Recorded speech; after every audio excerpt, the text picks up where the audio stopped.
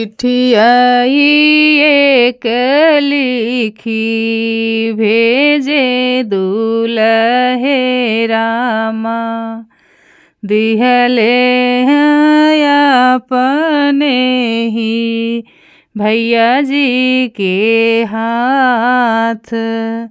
चिट्ठिया एक लिखी भेजे दुलहे रामा, दिहले अपने ही भैया जी के हाथ। आपन घोड़वा सवार मोरे भैया, चले होए हमारी बारात जी। आपन घोड़वा सवार मोरे भैया, चले होए हमारी बारात जी।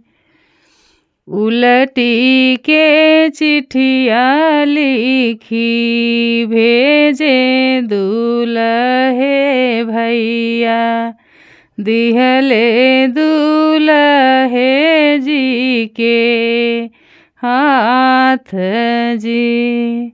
उलटी के चिट्ठिया लिखी भेजे दुल्हे के भैया, दिहले दुल्हे जी के हाथ जी।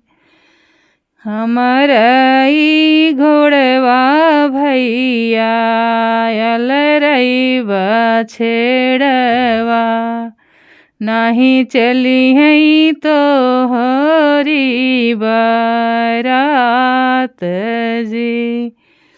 हमरई घोड़वा भैया अलरई बछेड़वा, नहीं चली हैं तो हरी बारात जी।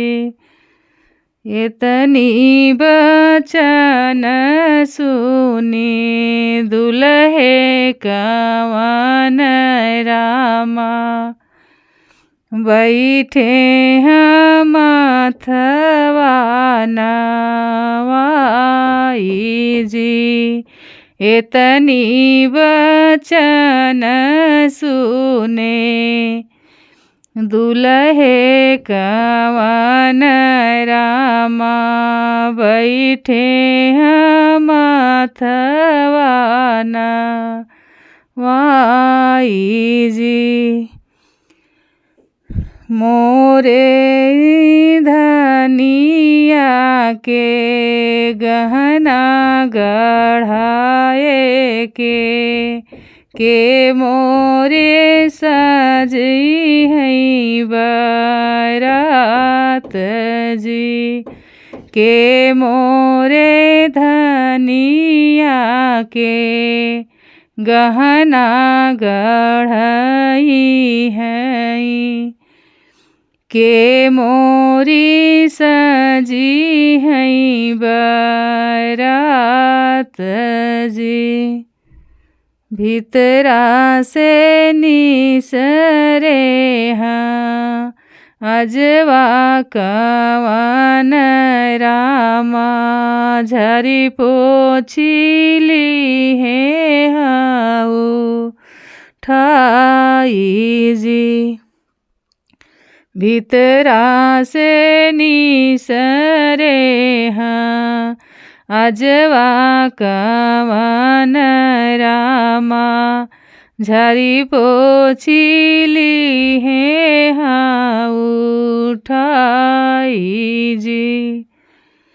हम तोहरी रनिया के गहना गढ़उबई,